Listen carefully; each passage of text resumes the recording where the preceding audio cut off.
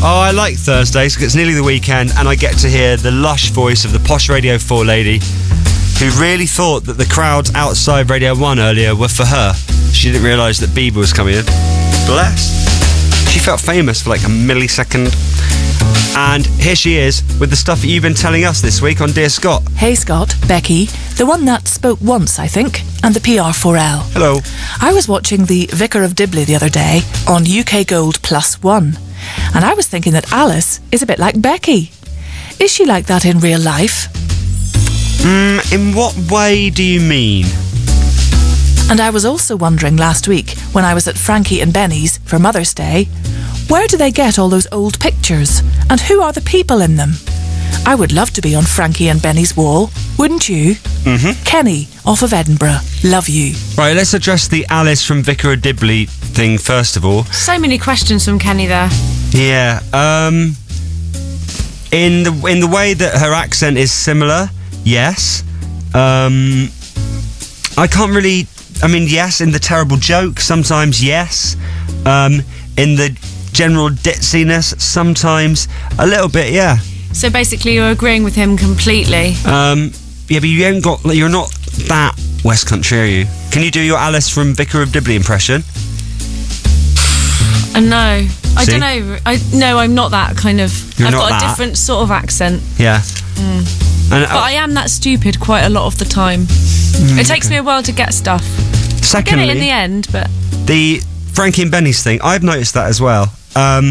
Are they actually old people, or are they like the staff that work there, but they've got that kind of brown tinge? You know, they do that at Disney, don't they? I've never had one of those photos done. You can get it at most theme parks, I think. Yeah, and it makes the photo look really old and like from the 20s or 30s, even though it's not. Sepia. Yeah, you just put a brown tinge on it. So I don't know who those people are because I don't think they're famous people. Should we do a show one?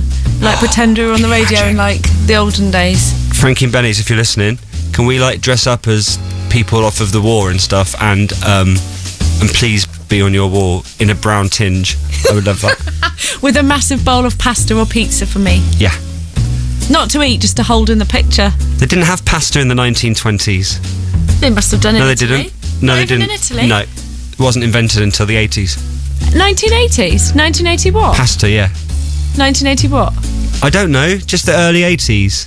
1984, I think. God, the one that doesn't speak is saying. I had some of my life without pasta. Yeah. Well, you didn't always have pasta. You wouldn't have, like, for instance, if we had a picture taken for Frankie and Benny's, trying to look like it's a picture from the 30s, there's no way you'd be holding a pizza or a pasta because they simply weren't invented then. So cars came before pasta? Yeah, way before. Why on earth would you do that? Did you not know that? No, surely you need to eat before you want to drive somewhere. There we are, more evidence, if we needed it, that you are, in fact, Alice off of Vicar of Dibley. I've got a clip of her now to see if people want to compare our voices. Okay. You know that stuff that they're selling now at the local shop?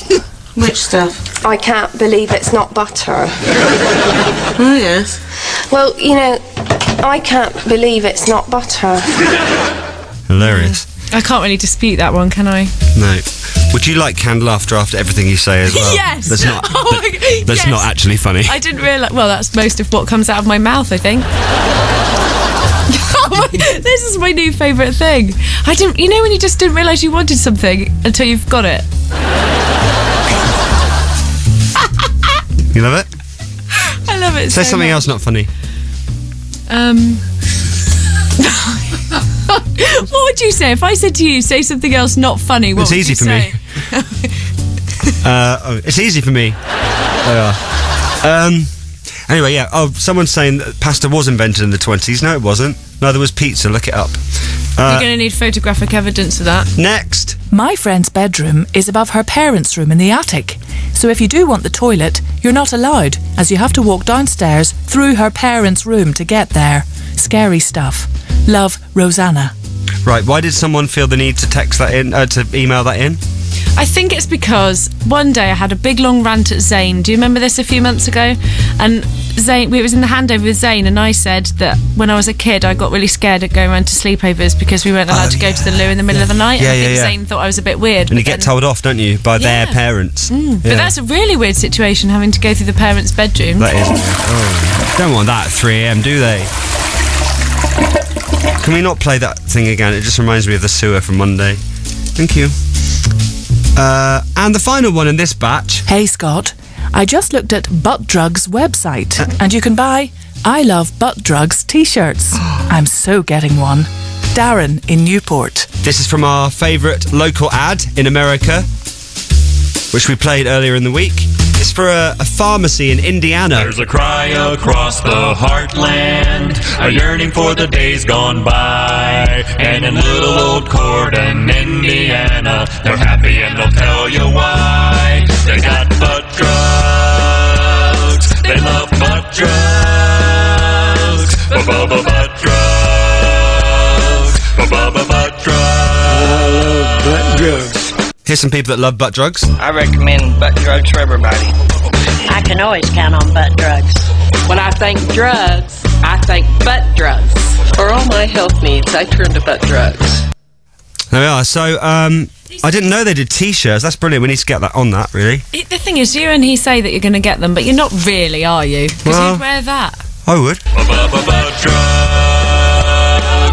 Also, butt drugs. good news. I forgot about him on the end. The people that made that, they make them for free. Very kind of them. Rhett and Link. I have emailed them asking to make us a free advert for this show.